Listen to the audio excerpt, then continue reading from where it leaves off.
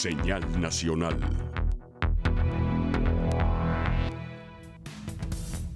El presidente Enrique Peña Nieto anunció una serie de medidas para la libertad de expresión y protección de periodistas y defensores de derechos humanos, tras la escalada de ataques y asesinatos en varios estados del país. Tras reunirse con la Conferencia Nacional de Gobernadores, CONAGO, en Los Pinos, el jefe del Ejecutivo Federal pidió guardar un minuto de silencio por los periodistas y defensores de derechos humanos que se han entregado a su labor y han sufrido ataques. Tras expresar sus condolencias, señaló que este mecanismo será para proteger a las personas defensoras de derechos humanos y periodistas, y refirió que son 538 las personas que están bajo este esquema. También se establecerá un esquema nacional de coordinación con los estados, así como un protocolo de operación para hacer frente a las situaciones de riesgo contra los periodistas, y se fortalecerá la Fiscalía Especial para la Atención de Delitos Cometidos contra la Libertad de Expresión. El Ombudsman Nacional, Luis Raúl González Pérez, solicitó a la Conferencia Nacional de Gobernadores una reunión para plantear acciones concretas contra los ataques a periodistas. Dijo que también se buscarían medidas para evitar que queden impunes los asesinatos y agresiones contra los comunicadores. González Pérez exigió también un informe detallado sobre el avance de las investigaciones respecto a cada uno de los atentados contra los periodistas. Diputados del PAN presentarán en la Comisión Permanente un punto de acuerdo para exigir al gobierno federal que impida la fuga de Humberto Moreira. Además, exigen que se realicen las gestiones necesarias para decomisar cuentas bancarias, tras revelarse que su esposa y demás familiares tienen depósitos por 62 millones de dólares. Para los legisladores de Acción Nacional, Moreira ya no podría ser candidato a diputado local por el partido Joven ante la evidencia de operaciones de lavado de dinero. La Policía Federal detuvo el día de ayer a Orlando Chorrapan Sánchez, uno de los presuntos participantes en el asalto a una familia que transitaba por México-Puebla, donde fue asesinado un menor de 2 años. El comisionado nacional de seguridad, Renato Sales, indicó que el sujeto conocido como El Chivo forma parte de una banda dedicada a robo a transportistas en dicha carretera y que fue detenido en posesión de un arma de fuego calibre 45 y una bolsa con droga sintética. Sales destacó que la captura de Orlando se dio gracias a una denuncia ciudadana al 088 en la que alertaron sobre un grupo delincuencial que amedrentaba a los habitantes de Santa María Moyotzingo en Puebla. El comisionado informó que aún falta por detener a 2 hermanos de Orlando y quienes presuntamente también están involucrados en dicho crimen. El canciller Luis Videgaray sostiene un encuentro con los 11 cónsules mexicanos en Texas, donde recientemente se aprobó la ley antimigrante SB 4. En la reunión se analizan acciones de protección consular y se diseña una estrategia para hacer frente a las medidas que tengan implicaciones negativas en la comunidad mexicana. A través de la ley SB 4, las autoridades de Texas podrán detener para interrogar a personas sobre su estatus migratorio sin que hayan cometido algún delito. El presidente Enrique Peña Nieto informó al Congreso de la Unión que se ausentará del país del 25 al 26 de mayo próximo para realizar una visita de Estado a Guatemala. El mandatario federal expone que el motivo de esa visita es para atender a la invitación formal que le hizo su homólogo Jimmy Cabrera el pasado 2 de enero. Asimismo, argumenta que será una excelente oportunidad para reafirmar la importancia de los vínculos que existen entre ambos países.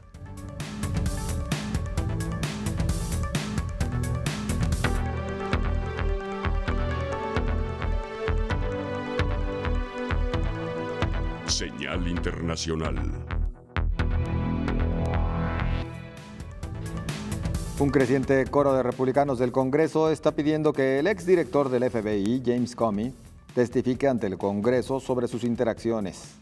El presidente Donald Trump, incluyendo si Trump trató de obstruir la investigación criminal ante el exasesor de Seguridad Nacional Michael Flynn. Trump cesó el pasado martes a Comey que lideraba la investigación del FBI para esclarecer los nexos entre funcionarios rusos y la campaña presidencial de Trump, un asunto que el Congreso también aborda. La semana pasada el Comité de Inteligencia del Senado le ordenó entregar todos sus documentos relacionados con Rusia, después de su negativa a colaborar con la investigación sin previa impunidad. El presidente ruso Vladimir Putin declaró este miércoles que estaba dispuesto a proveer la grabación de la conversación entre su ministro de Relaciones Exteriores, Sergei Lavrov, y el mandatario estadounidense Donald Trump. El Parlamento Europeo ha pedido este miércoles activar contra Hungría el artículo 7 del Tratado de la Unión Europea por el grave deterioro del Estado de Derecho y de los derechos fundamentales en este país. Han sido 393 votos a favor y 221 en contra de abrir un proceso sancionador por el que Budapest podría llegar a perder su derecho al voto en las reuniones del Consejo de la UE. Cada vez más gente está harta. No se trata de un delito aislado, sino de una violación sistemática de los valores que no están solo en la base de la Unión Europea, sino de nuestro partido, decía Viviane Reding, diputada del Grupo Popular Europeo, al que también pertenece la formación Fidesz del primer ministro húngaro Viktor Orbán. Este europarlamentario de Fidesz se queja, sin embargo, de que la resolución tiene como objetivo atacar a su partido de cara a las elecciones del próximo año. Está claro que el grupo izquierdista y especialmente la izquierda húngara quieren empezar un proceso en el Parlamento Europeo para interferir en la lucha electoral húngara, decía Tamás Deutsch. Nuestra posición está clara. Denunciamos la resolución basada en mentiras e información distorsionada. Para aplicar el artículo 7 se necesita el voto unánime de los gobiernos europeos. Se espera que Polonia, también investigada, vete la medida. El primer ministro Viktor Orbán ha tenido muchas batallas políticas contra las instituciones de la Unión Europea, pero esta resolución podría suponer un punto de inflexión, no solo porque hace referencia al artículo 7, sino también porque parece que muchos aliados del Grupo Popular han perdido la paciencia ante las políticas del primer ministro húngaro.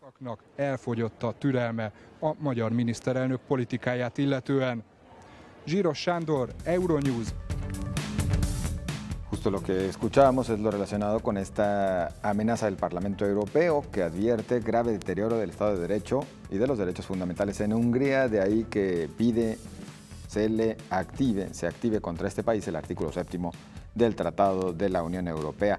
Y ahora vamos a la información de Vladimir Putin, quien declaró este miércoles que está dispuesto a proveer grabaciones de la conversación de su ministro de Relaciones Exteriores con Donald Trump. Vladimir Putin sale en defensa de Donald Trump. Frente a los escándalos que van acorralando al presidente estadounidense por sus vínculos con el Kremlin, su homólogo ruso ha hablado de una esquizofrenia política en el país que, al menos hasta hace poco, era su principal antagonista. Si la administración estadounidense quiere, estamos listos para darle la transcripción de estas conversaciones al Senado y al Congreso. Estoy sorprendido de que desestabilicen el país usando eslóganes antirrusos. O no entienden que están haciendo daño a su país, así que están locos, o lo entienden todo y son peligrosos y gente sucia. Putin se refería a las acusaciones vertidas sobre Trump por haber revelado información clasificada sobre el grupo Estado Islámico durante su reunión con el ministro ruso de Exteriores, Sergei Lavrov. Ucrania regresa a la familia europea y se despide finalmente del imperio soviético y ruso. La Unión Europea y Ucrania firman el acuerdo por el que los ucranianos ya no necesitarán visados para entrar en los países de la Unión Europea, con excepción del Reino Unido e Irlanda. Podrán permanecer en la UE por un periodo máximo de 90 días.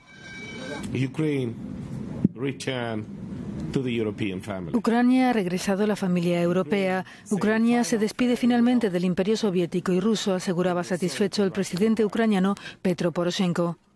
Bruselas espera que ahora Kiev realice las reformas internas prometidas y cumpla con lo acordado con los rebeldes prorrusos del este del país. Tras esta positiva decisión, la relación entre su país y la Unión Europea será más fácil, decía el presidente del Parlamento Europeo, Antonio Tajani. Queremos trabajar para encontrar también soluciones para la aplicación de los acuerdos de Minsk. Esta medida permitirá a los ucranianos entrar en la UE para hacer turismo o negocios, pero no para trabajar. He viajado muchas veces a Europa, cuenta este hombre, siempre costaba dinero y había mucho papeleo. Los visados eran muy cortos y tenía que adecuarme a esas fechas. Ahora será más fácil para los que vayan a Europa por motivos de ocio o negocio. La medida, que entrará en vigor en unos 20 días, exige estar en posesión de un pasaporte biométrico. Los gobiernos europeos la aprobaron el año pasado, condicionada a poder reintroducir los visados si se detectara un aumento de la inmigración irregular o una amenaza para la seguridad. El presidente de Macedonia, George Ivanov, anunció este miércoles que ha decidido otorgar el mandato al líder socialdemócrata Zoran Zaev para que forme un nuevo gobierno. El presidente de Macedonia pone fin a la crisis política encargando a la oposición la tarea de formar gobierno. Jorge Ivanov ha pedido a Zoran Zaev que conforme un gobierno de coalición con los partidos albaneses para sacar al país de la parálisis política y el bloqueo institucional en el que se encuentra desde hace 2 años y que ha caldeado los ánimos en el Parlamento. Hasta la fecha, el presidente de la antigua República Yugoslava de Macedonia se había negado a entregar la llave del gobierno a la oposición socialdemócrata, segunda fuerza más votada en las elecciones anticipadas de diciembre, a pesar de la incapacidad de los conservadores, vencedores de los comicios, para forjar una coalición. El pacto alcanzado entre los socialdemócratas de Zaev y los partidos albaneses para otorgar más derechos a esta minoría, que representa el 25% de la población de Macedonia, ha despertado los fantasmas de una federalización étnica del país o incluso de la creación de un gran estado de Albania en los Balcanes. El presidente surcoreano Moon Jae-in ha declarado que existe una alta posibilidad de un conflicto con Corea del Norte. El nuevo presidente de Corea del Sur, Moon Jae-in, consideró el miércoles alta la posibilidad de enfrentamientos militares fronterizos con Corea del Norte. Moon, investido la semana pasada, alertó que los programas balístico y nuclear de Corea del Norte avanzan rápidamente, pocos días después de que Pyongyang probara un misil de un alcance al parecer sin precedentes. No toleraré nunca las provocaciones del norte y sus amenazas nucleares, indicó Moon, instando a sus fuerzas armadas a adoptar una posición defensiva infalible. Corea del Norte y Corea del Sur siguen técnicamente en guerra porque el conflicto de 1950 al 53 terminó en un armisticio y no en un tratado de paz.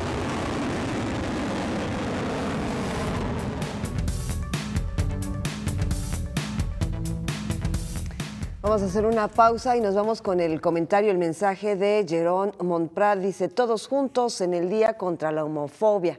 Hoy en Guadalajara a partir de las 20 horas. Ahí la invitación, y es que hoy es el Día Internacional de esta lucha contra la homofobia. También hoy es el Día de la Internet.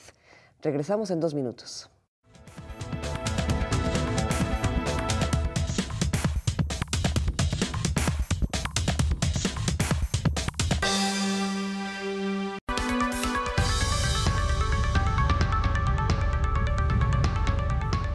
Continuamos en señal informativa. Serán basificados más de 100 trabajadores eventuales del sector salud en Jalisco. Vamos contigo, Isaura López Villalobos. Buenas tardes.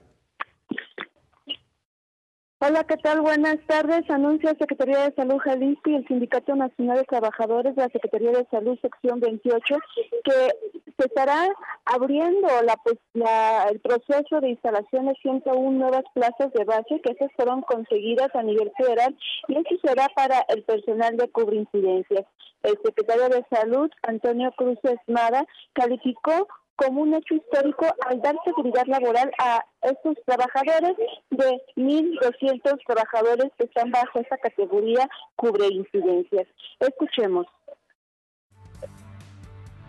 De manera conjunta empujar este beneficio hacia los trabajadores y logramos conseguir el que la Federación nos diera un total de 101 plazas de base, 101 plazas de base en sus diferentes ramas, exclusivamente para el grupo de cubreincidencias.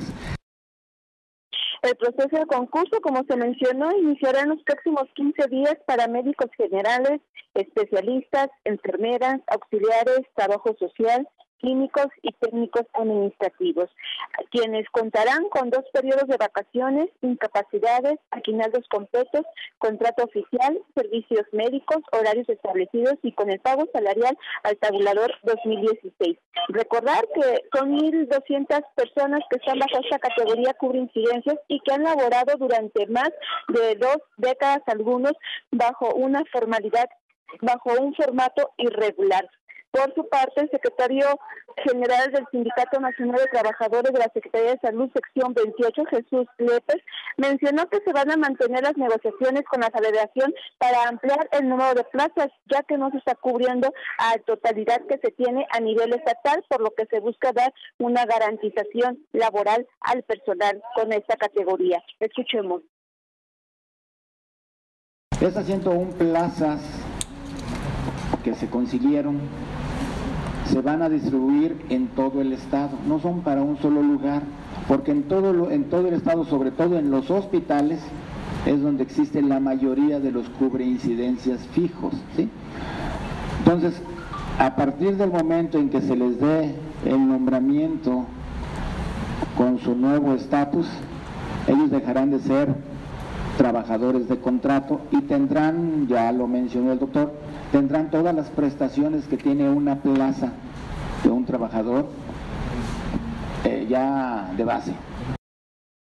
Recordar que desde el mes de noviembre del año 2016 comenzó la regularización de este tipo de personal con esta categoría, quienes trabajaban, pues como mencionamos, de manera informal en la Secretaría de Salud, al tener esta categoría que no existe de cubre-incidencias. También mencionar que a 5 meses de haber transcurrido este año, es primera vez que se sientan en la mesa y dar una rueda de prensa a los titulares de la Secretaría de Salud y el Sindicato Nacional de Trabajadores de la Secretaría de Salud, sección 28, tras una serie último de anuncios de irregularidades, falta de medicamentos, de insumos, también una cuestión de violación a los derechos laborales del personal sindicalizado. Y hoy mencionó el dirigente Jesús Lépez que hoy todos están siendo ya formalizados en su cuestión laboral, principalmente los cubreincidencias, y ahora con estas plazas, 101 nuevas plazas anunciadas el día de hoy y que será por parte de la Federación. Es parte de la información. Bien. Oye, Isa, me surgió una duda mientras escuchaba tu información, es decir, que con esto ya fumaron la pipa de la paz, trabajadores sindicalizados y autoridades de la Secretaría de Educación, e iniciamos el año cuando estaban de pleito, le cubrimos todo el tema del desabasto de medicamentos y entonces ya estamos conformes con 100 plazas. Durante la rueda de prensa, el secretario general del sindicato, Jesús Lépez, mencionó que se está trabajando con la Secretaría de Salud, sin embargo van a mantener esta postura de seguir dando a conocer las incidencias que se presentan, mientras que la Secretaría de Salud esté trabajando y esté garantizando la seguridad al personal, pues van a mantener por el momento esta, como mencionas tú, esta pipa de la paz. Bien, rápidamente para pasar a más información, Isaura, estas cubreincidencias también abarca el área de aseo público, porque era una de las quejas constantes que tenían. Por el momento son cubreincidencias de personal de salud y administrativo, los que acabamos de mencionar, médicos generales, especialistas, enfermeras, auxiliares, trabajo social, químicos y técnicos administrativos que tienen eso. Las cubreincidencias estas 101 plazas se estarán cubriendo dependiendo del número de años que tienen. Por ejemplo, algunos tienen, los primeros que se tomarán en cuenta son aquellos que tienen 20 años, 19 años, 18 años. Es por eso que en los próximos 15 días iniciará este proceso de regularización, haciendo hincapié, tomando en cuenta quienes tienen más años en el servicio y quizás también lleguen a estar los que son por parte de esa modalidad de mantenimiento. Bien. Isaura, gracias por el reporte. Buenas tardes. Gracias, buenas tardes. Ahí tiene los detalles, es decir, una de las quejas constantes también de empleados en el sector salud, de los centros de salud, era que no tenían precisamente quien les hiciera el aseo público y les decían que, bueno, pues lo hicieran los médicos, que no les pasaba nada. Y decía, bueno, sí, pero si yo lo hago, la Secretaría no me lo va a resolver. Les regalan 100 plazas, no les regalan, se ganan 100 plazas. El sindicato se quedan tranquilitos y ya les mencionó Isaura López 2 veces quiénes serían los que cubrirían estas 100 plazas y no están los de aseo público. Bueno, pero ellos ya están cuates, como siempre. Ya son cuates. Mejor vámonos a Papirolas. Esto está más padre. ¿Verdad que sí? Vamos contigo, Alicia Presa, adelante. Hola, ¿qué tal? Muy buenas tardes. Pues esta mañana se llevó a cabo la inauguración de la edición número 22 del Festival Creativo para Niños y Jóvenes Papirolas 2017, que bueno, pues este año lleva el tema Con Deporte, Aprende y Juega. Esta es una propuesta que busca que los menores disfruten y aprendan de estos valores formativos que ofrece el deporte de manera lúdica y cultural. Y bueno, pues en esta inauguración estuvieron presentes tanto autoridades de la Universidad de Guadalajara como de gobierno del estado y municipales, quienes se suman en cuanto a patrocinios, algunos stands dentro de Papirolas 2017. Y bueno, pues tendrá sede como cada año en la Expo Guadalajara y permanecerá del 17 al 21 de mayo. Según explicó el presidente del comité organizador de Papirolas, Raúl Padilla López, se espera la asistencia de más de 160,000 personas a los casi 100 stands y auditorios, donde habrá actividades como obras de teatro, conciertos, exhibiciones de lucha libre, conferencias y talleres con reconocidos atletas mexicanos, como lo es Ana Gabriela Guevara, el patinador Carlos Ernesto Ochoa y los clavadistas Germán Sánchez y Paola Espinosa, entre otros deportistas destacados mexicanos. Y bueno, pues recordarle al público que los horarios son al público en general de las 15 a las 20 horas y el costo que tiene de miércoles, jueves y viernes, la entrada general es de 45 pesos y sábados y domingos 50 pesos por persona, y el acceso el fin de semana, sábado y domingo, será de 9 de la mañana a las 8 de la noche. Esto es un poco de la información que se vive en Papirolas 2017. José Ángel.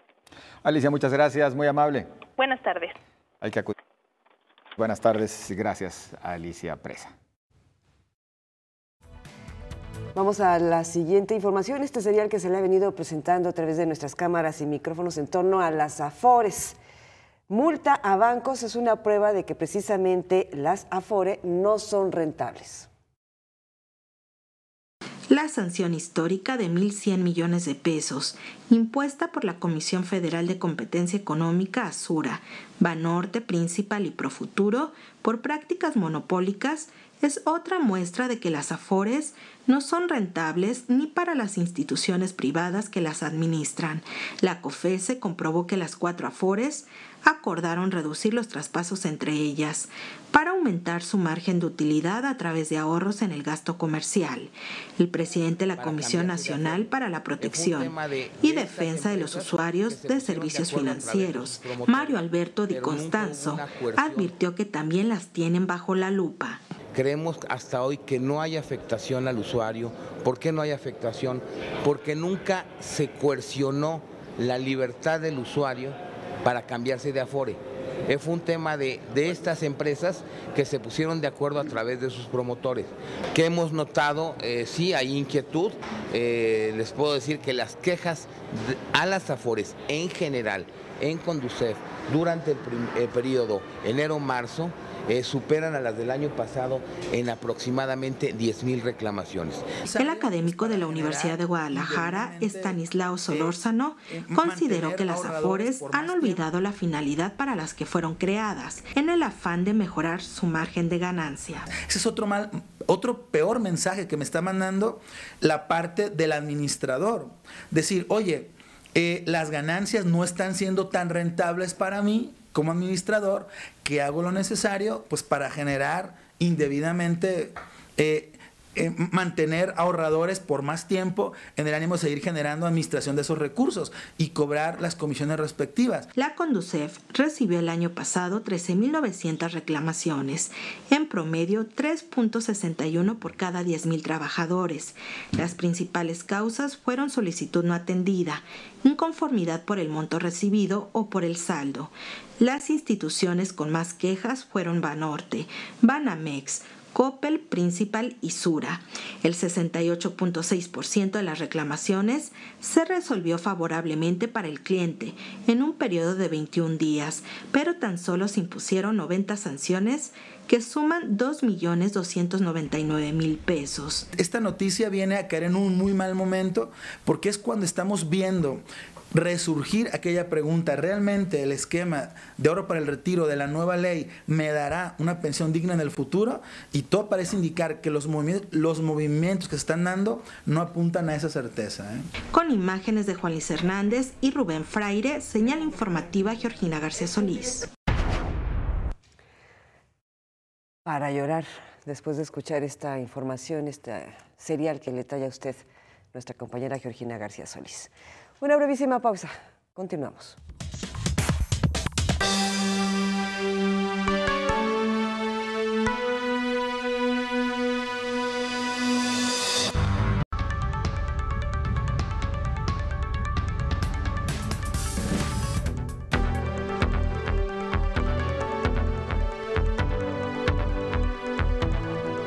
Señal directa.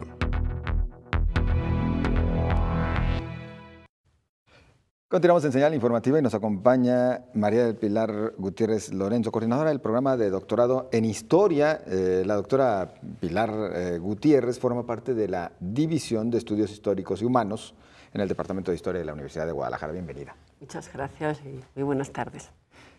Aquí comentábamos, estábamos en las confesiones antes de entrar a esta charla y justo mencionando que pues de repente como que no se nos pegan datos históricos, ¿no? ¿Qué sucede? Porque la historia, yo me atrevo a decir que de repente casi junto a las matemáticas y tal vez la física, en mi caso me costaban mucho trabajo las tres. Hija de Josefina también. No, la historia no. ¿La historia no era tu coco? No.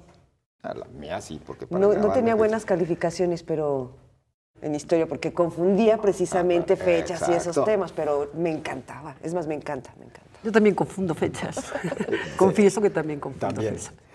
¿Y ahí qué sucede? ¿Por qué de repente en la historia...? Pues yo siempre digo que cometemos el mal hábito de obligar a los alumnos que memoricen. Desde la más tierna infancia consideramos que la historia es pues una historia como la que la hacían los cronistas, ¿no? De rememorar fechas importantes, celebraciones. Y bueno, pues yo no creo que eso sea la historia. La historia es más bien un planteamiento analítico, plantear problemas y resolverlos, problemas históricos. Maestra, ¿usted está convencida de esta frase célebre de que la historia la cuentan los vencedores? Por supuesto. ¿Sí? Por supuesto. Quien escribe la historia, y eso se ha recordado, se ha puesto de manifiesto a lo largo de todas las construcciones, pues la escriben realmente quien gana. Así es. Pero luego, eso en el momento, pero luego la misión de los historiadores es descubrir la otra parte. Justo me gano porque yo iba a preguntar, entonces la historia es muy parcial. Bueno, habría que matizar muchísimo. La historia es tan parcial como la queramos construir. El historiador lo que tiene que hacer, la obligación del historiador es construir los hechos históricos de la forma más real posible. Y para ello pues tiene que ver en los testimonios que quedan cuál fue la intencionalidad. Siempre hay que ver con qué intención se escribe un discurso, con qué intención se firman tratados, con qué intención, cuál es la intencionalidad. Y de ahí, bueno, pues ver o poner sobre el tapete los distintos puntos de vista, los distintos actores y ver precisamente cuáles son los entresijos que han construido ese relato histórico. Ahora, también hay que tomar en cuenta, maestra, los hechos históricos recientes, ¿no? ¿Qué están haciendo los historiadores en torno a ello? Que ha de haber muchísimo trabajo en tantas universidades. No sé, estoy pensando en Ayotzinapa, por mencionar algo, ¿no? O sea, ¿cómo se construye una historia reciente y cuando está en coyuntura todavía?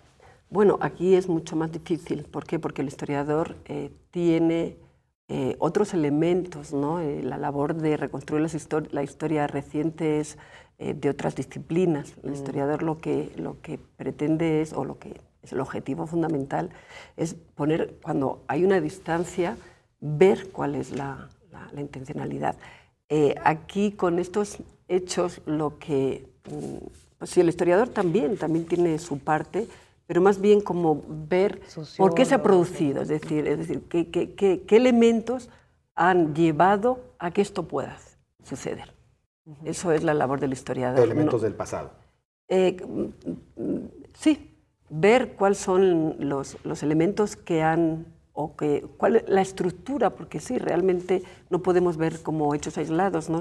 O como algo que hay que descontextualizarlo, sino que hay que introducirlo en un contexto histórico, en un pasado, y por qué se ha producido. Eso es la labor del historiador. Maestra Pilar Gutiérrez, ¿qué tantos historiadores tenemos en Jalisco, en nuestra universidad? ¿Qué tan buenos son? Porque bueno, ya están preparándose para una convocatoria para el doctorado en historia en la generación 2018-2022. Bueno, qué bueno que me hace esa pregunta, porque me parece que es el objetivo, ¿no?, de esta entrevista. Y hay que decir que no siempre se sabe que aquí en el occidente, en Guadalajara, hay un grupo consolidado de historiadores que tienen una gran trayectoria de muchos años. Eso ha posibilitado que aquí en la Universidad de Guadalajara se haya conformado un doctorado en historia de alta calidad. Se constituyó formalmente en el 2015. Se solicitó que entrara en el padrón de posgrados de calidad de CONACYT y se logró. Tenemos el reconocimiento de CONACYT como posgrado de calidad. ¿Esto qué quiere decir? Esto quiere decir que a la hora de conformar este doctorado se tuvo presente muchos cuestionamientos. En principio, ver qué demandaba la sociedad de Guadalajara, la sociedad de Jalisco, cuáles eran las inquietudes en relación a la historia, ver o contar con una planta docente y de investigación sólida, con reconocimiento tanto a nivel nacional como internacional, y con todos estos elementos construir un programa académico de alto impacto y de alta calidad. Entonces, con todos estos elementos se convocó a una primera llamada para estudios del doctorado. Tenemos una primera generación que está ahora en el tercer semestre y estamos lanzando la segunda convocatoria, porque el doctorado es un doctorado bigeneracional. Y esta generación en la que está ahora abierta, o esta convocatoria que está ahora abierta, empezaría a estudiar en el 2018 hasta el 2022. Doctora, ¿cuál es el campo de acción en la actualidad de un historiador y qué tan demandada está? Bueno, pues eso es una muy buena pregunta, ¿verdad? Y sobre todo cuando estamos teniendo sobre el tapete la reforma educativa y pareciera que la historia es una disciplina del pasado, ¿no? Entonces, eso es la idea. A mí me parece, como historiadora que soy, que la historia tiene una vigencia rabiosamente actual. ¿Por qué? Porque la historia nos sirve para, como habíamos dicho antes, para deslindar, para entender lo que está pasando, los problemas actuales, pero con una proyección en el pasado. Es imposible poder entender sucesos actuales, planteamientos, problemas, anhelos, sin saber, y ahora sí que es recurrente esta frase, saber de dónde venimos, sin tener esa trayectoria histórica. Y realmente pues, la historia sirve para eso, para analizar, pero no para analizar datos, fechas, conmemoraciones, sino para analizar estructuras, coyunturas y cómo se han dado respuestas a esas problemáticas. Y en calidad de qué, es decir, por qué se tomaron las decisiones que se tomaron en ese momento determinado. Y eso nos sirve para tener conciencia. Si no tenemos conciencia, pues es difícil poder tomar soluciones acertadas a problemas presentes. Y ese es un problema en México, ¿no? El tener conciencia e identidad nos cuesta trabajo. Pues yo creo que es un problema a nivel general, ¿no? A nivel nacional, internacional y a nivel global, ¿no? Yo creo que es un problema que solamente queremos mirar hacia adelante, hacia adelante, hacia adelante y no nos queremos dar cuenta de lo que hay atrás. Pero es a nivel general, si leemos las noticias tanto en Estados Unidos como en Europa, adolecemos del mismo problema, de no darnos cuenta de los problemas del pasado por tener o negar esa historia. Repetimos y repetimos los problemas precisamente por no revisar la historia, ¿no, maestra? Y en política, en economía y en las situaciones en las que nos encontremos o se encuentre cada quien en sus países. Maestra, ¿para quién está dirigido entonces esto? Hay que tener maestría para entrar a este doctorado, y ha de ser un doctorado muy riguroso porque son 4 años de estudio. Pues es un doctorado. Sí, es un doctorado, como digo, es un doctorado de alta calidad, que está en el padrón de posgrados de CONACYT, y los requisitos para ingresar es haber cursado una maestría en Historia o Ciencias Sociales afines, dominio escrito de 2 lenguas, y presentar un currículum con los documentos que lo avalen. El programa es un programa de 4 años de duración y tiene 4 líneas de investigación o de conocimiento muy bien definidas. Una que tiene que ver con familia, poblamiento en Iberoamérica, la segunda línea con conquista, colonización y frontera, la tercera línea, historia social y cultural de las instituciones en Iberoamérica, y la cuarta, independencia, naciones y cultura en Iberoamérica. Entonces, en esas 4 líneas, que es las que se constituye, se articula el doctorado, pues tienen cabida los proyectos de investigación que planteen líneas de trabajo de investigación con planteamiento de problemas y bueno, que se tenga capacidad para resolverlos desde el punto de vista histórico. A reserva de que nos comenten en unos momentos, bueno, a dónde hay que acudir quienes están en posibilidad de cursar este doctorado en historia, este programa de doctorado en historia. Yo me quiero regresar un poquitito en esta charla al momento en que comentaba usted la reforma educativa. ¿Le da al traste al tema de la historia un poquito?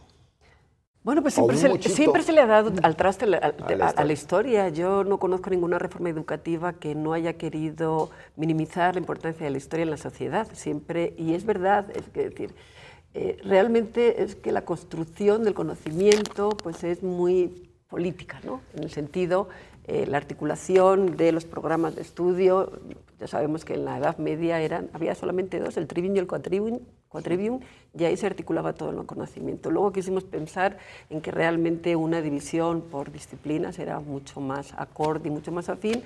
Ahora, bueno, pues la interdisciplinar, todas las disciplinas se articulan, y ahora, bueno, pues la primacía de las tecnologías, ¿no? También. ¿Qué ocurre? Pues la historia siempre sale a flote. ¿Por qué? Porque la evidencia realmente de las materias que son importantes siempre tiene que prevalecer. Es igual como la filosofía, ¿no? Siempre se quiere otras disciplinas que se les deja de lado, pero realmente me parece que son disciplinas que siempre salen a flote, pese a todos los varapalos que sufre por parte de las reformas, pero también es otro de los problemas que tenemos a nivel global, ¿no? La historia como disciplina relegada en los programas educativos. Sí. Maestra Pilar Gutiérrez, se nos agotó el tiempo, pero sí, infórmenos, por favor, entonces, personas interesadas que puedan cumplir o que tengan estos requisitos, ¿a dónde hay que ir, a dónde hay que llamar, qué hay que hacer? Bueno, pues tenemos una página en la Universidad de Guadalajara, la página del doctorado en Historia, ahí vienen los teléfonos de las oficinas del doctorado donde pueden llamar, y ahí se les dará toda la información que requieran sobre cómo los lineamientos que tienen que presentar a la hora de poder proceder a la solicitud de ingreso al doctorado. Pues le agradecemos, doctora María Pilar Gutiérrez, habernos acompañado aquí en Señal Informativa. Pues muchísimas gracias a ustedes por la invitación. Muy amable. Gracias. Vamos nosotros rápido a la pausa. Continuamos.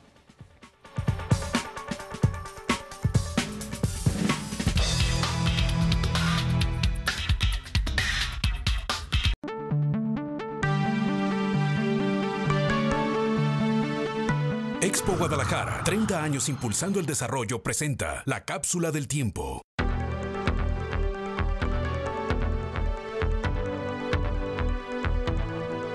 Señal Tiempo. ¿Qué tal, amigos? amigos, pues continúa el régimen de calor en buena parte del territorio nacional. Prácticamente todo el territorio nacional está bajo esta masa de aire seco y con un calor tremendo en muchas regiones. Aquí en nuestro estado de Jalisco ya las temperaturas alcanzan más de 40 grados en la zona norte, específicamente en Bolaños. Y aquí en la zona metropolitana vamos a seguir con temperaturas del orden de los 35, 36 grados en horas de la tarde. Vamos a ver qué tenemos en la imagen del satélite. Como podemos observar, casi nada de nube, de nubosidad en todo el país. Eso significa una radiación solar muy fuerte, que es dañina. Hay que protegerse de la radiación ultravioleta, sobre todo en horas del mediodía y la tarde.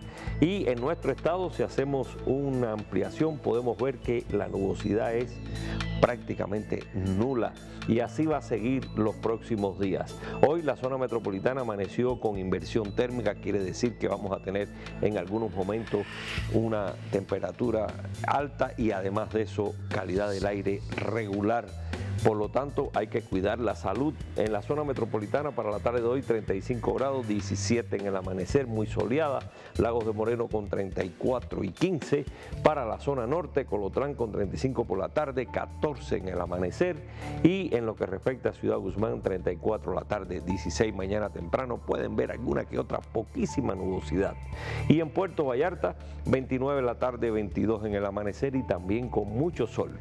En lo que respecta a los próximos 3 días aquí en la zona metropolitana, pues nada de nube, muy poca nubosidad o casi ninguna, y con temperaturas que estarán entre los 34, 35, en algunos momentos llegará a los 36, 16, 17 grados hasta los 18 en algunos puntos en la zona metropolitana. Ese es el tiempo. Continúe con nosotros aquí en La Señal de Todos. Expo Guadalajara, 30 años impulsando el desarrollo, presentó la cápsula del tiempo.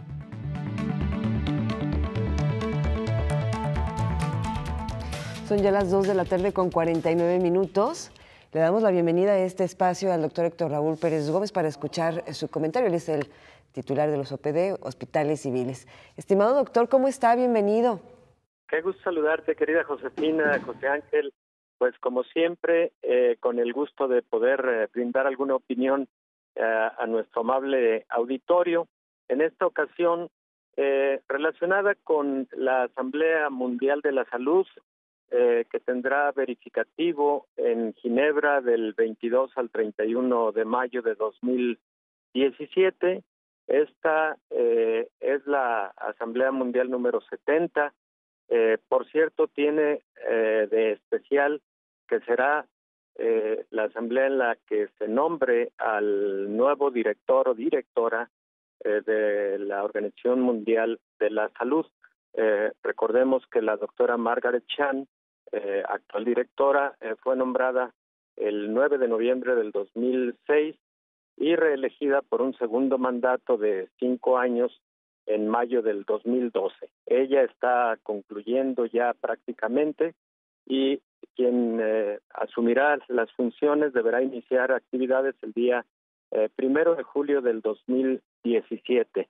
3 candidatos, el doctor David Navarro de Reino Unido, quien es asesor especial del secretario general de las Naciones Unidas sobre la Agenda para el Desarrollo Sostenible y el Cambio Climático, indudablemente un tema muy importante a nivel mundial, lo que posiciona al doctor David Navarro en una fuerte posibilidad para asumir esta dirección general, pero no menos importante, Tedros Adhanom de Etiopía, jefe del Consejo Directivo del Fondo Mundial para la Lucha contra el SIDA, la tuberculosis y la malaria, y Sania Nistar de Pakistán, quien es presidenta del Grupo Especial Independiente del Secretario General de las Naciones Unidas sobre rendición de cuentas de la Estrategia Mundial para la Salud de la Mujer, el Niño y el Adolescente. De igual manera, un tema de gran impacto a nivel mundial.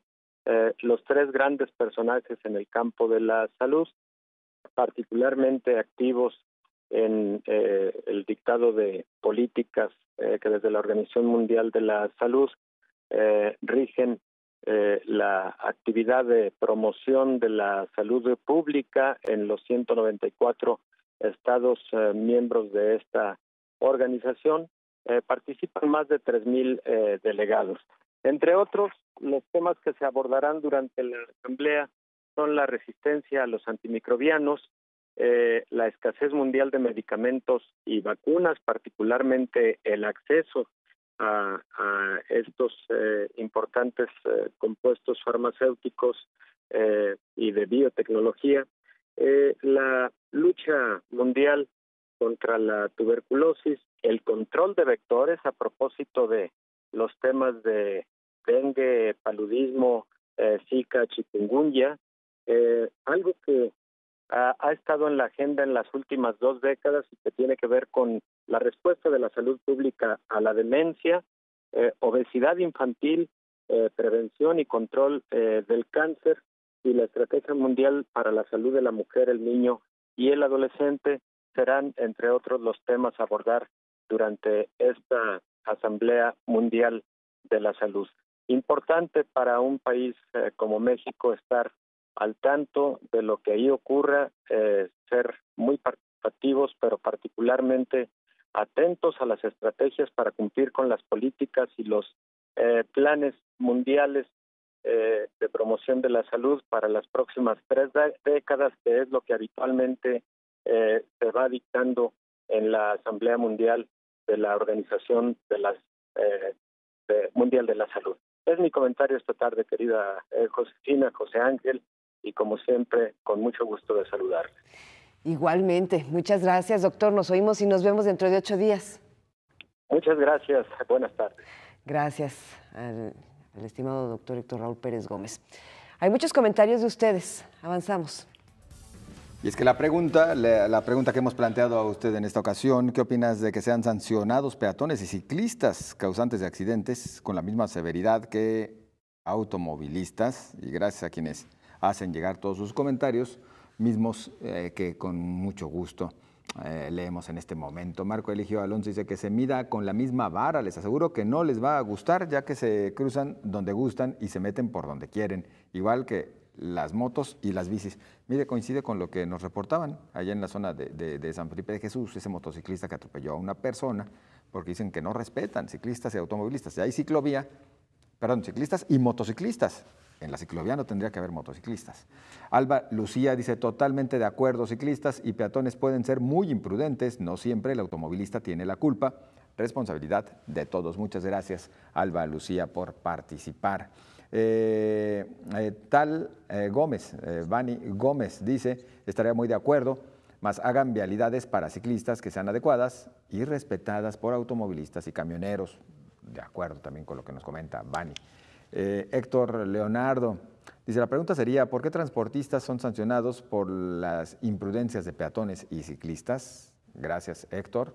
Iván Elene dice, no existe tal severidad, demasiados automovilistas manejan terriblemente y no pasa nada. No hay autoridad que aplique la ley, no serviría.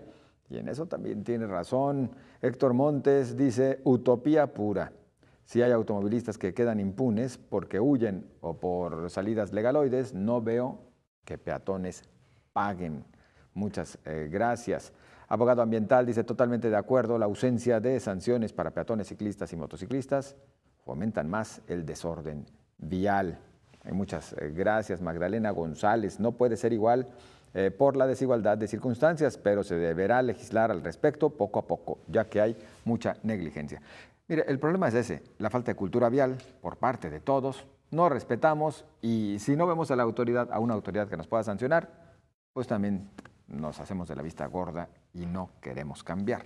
Es la lamentable situación que enfrentamos. Muchas gracias a todos ustedes que hicieron llegar sus comentarios y muchos otros que se nos quedan en el tintero en esta ocasión. Sí, se nos van a quedar en el tintero, además de los temas que ustedes quisieron poner sobre la mesa, pero los vamos a dejar ahí. Ojalá el tiempo nos alcance el día de mañana. Vamos rápidamente contigo, Rafael Hernández, que va a haber en unos instantes más en Su Derecho. ¿Qué tal? Muy buenas tardes, Josefina. José Ángel, bueno, estamos dando un seguimiento especial al tema de los desaparecidos. De hecho, vamos a presentar una información especial al respecto.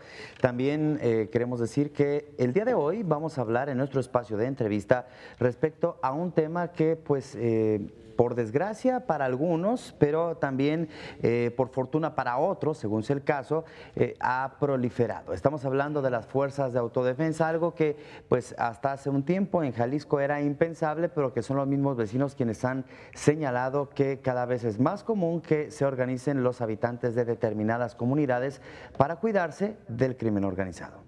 Como por ejemplo en el Salto, Jalisco. Muchas gracias. Por ejemplo. Gracias, buenas tardes.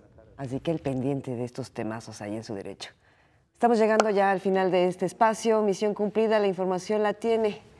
Vámonos, José Ángel. Nos vamos efectivamente, Josefina Real. Muchas gracias. Pásela bien.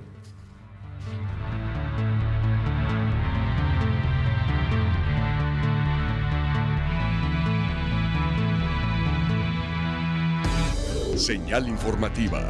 Periodismo con enfoque social.